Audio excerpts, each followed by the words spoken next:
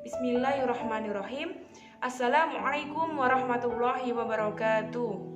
Selamat pagi anak-anak, perkenalkan nama saya Ambar Dwi Ningsih, mahasiswa Pendidikan Agama Islam di IAIN Surakarta. Alhamdulillah pada kesempatan kali ini saya akan mengajarkan mata pelajaran Al-Quran Hadis di kelas anak-anak. Marilah kita mulai pembelajaran pada hari ini dengan membaca basmalah bersama-sama. Bismillahirrahmanirrahim. Saya ingatkan kepada anak-anak semua untuk absensi di e-learning madrasah sesuai dengan kelas masing-masing. Materi yang akan kita pelajari pada hari ini yaitu tentang kekuasaan dan rahmat Allah. Silahkan disimak ya anak-anak.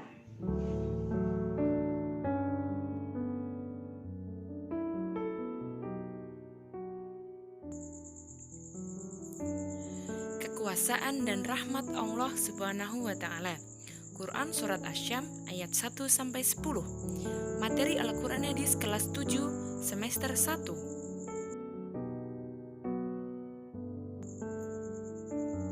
Pengertian rahmat.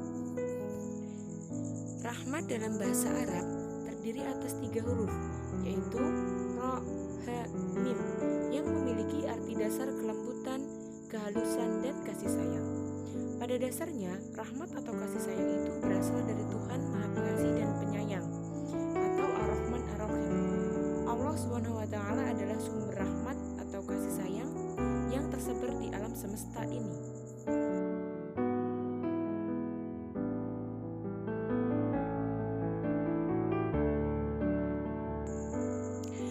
Quran Surat Asy-Syams ayat 1-10 dan terjemahannya. A'udzu billahi minasyaitonir rajim. Bismillahirrahmanirrahim. Wasyamsi waduhaha wal qamari idza talaha wan nahari idza jallaha wal laili idza yaghshaha was samai wama banaha wal ardi wama tahaha wa nafsyu wa ma sawwaha fa'alhamaha fujuraha wa taqwaha qad aflaha man zakkaha wa qad khaba man dassaha. Shadaqallahul adzim.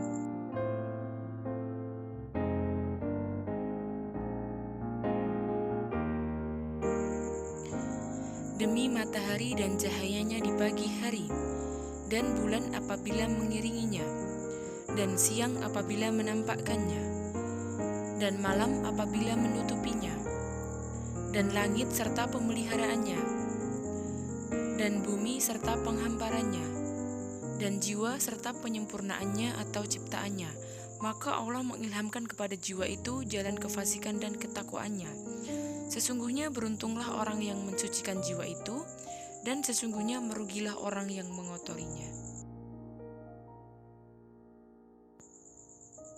Terjemah mufradat.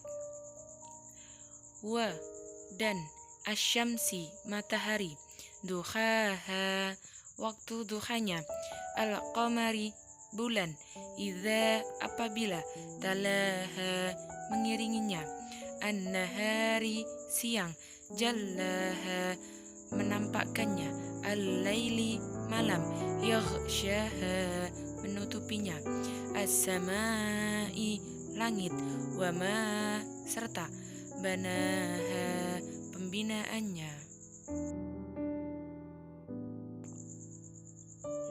Al-ardi, bumi, tohaha, penghamparannya, nafsin, jiwa, sawwaha, penyempurnaannya, fa'alhamaha, maka Allah mengilhamkan, fujuraha, kefasikannya, wa taqwaha, ketakwaannya, qad, sesungguhnya, aflaha, beruntung, man, orang yang zakkaha, mensucikan jiwanya, khaba, merugilah, dassaha, mengotorinya. Makna yang terkandung dalam surat Asy-Syams ayat 1-10. Ayat 1, demi matahari dan cahayanya di pagi hari, yaitu sewaktu memancarkan sinarnya di pagi hari. Ayat 2, bulan yang muncul mengiringi terbenamnya matahari. Ayat 3, menampakkan matahari yang semakin tinggi pada siang hari. Ayat 4, pada malam hari matahari terselimuti dengan kegelapan malam. Ayat 5, dan langit yang berasal dari keagungan Allah Subhanahu wa Ta'ala.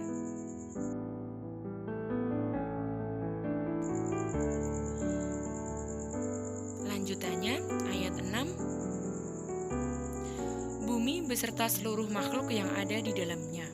Ayat 7, penciptaannya yang sempurna dengan dibekali fitrah yang lurus dan tegak. Ayat 8, Allah Subhanahu wa Ta'ala menerangkan kepadanya jalan kefasikan dan ketakwaan, kemudian memberinya petunjuk kepada sesuai dengan yang telah ditetapkan Allah untuknya. Ayat 9, bahwa sesungguhnya beruntunglah orang-orang yang mensucikan dirinya dengan taat kepada Allah. Ayat 10, merugilah orang-orang yang telah mendorong dirinya untuk melakukan berbagai macam kemaksiatan dan perbuatan dosa.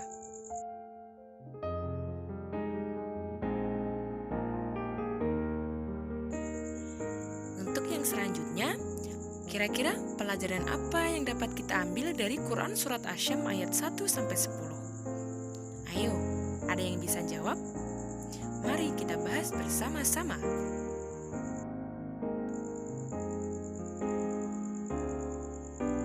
Nah, pelajaran yang dapat diambil dari Quran Surat Asy-Syams ayat 1-10 ada beberapa. Yang pertama, manusia adalah makhluk yang memiliki kecenderungan ganda, yaitu positif dan negatif. Jika ingin berbahagia, maka dia harus mengembangkan diri ke arah positif. Kemudian, Allah Subhanahu wa Ta'ala menganugerahi manusia pengetahuan yang mendasar dengan dorongan naluriah kepada hal-hal yang bermanfaat. Kemudian yang ketiga, manusia memiliki daya yang banyak dan harus terus dikembangkan, sehingga untuk mengembangkan daya tersebut, manusia harus berbahagia.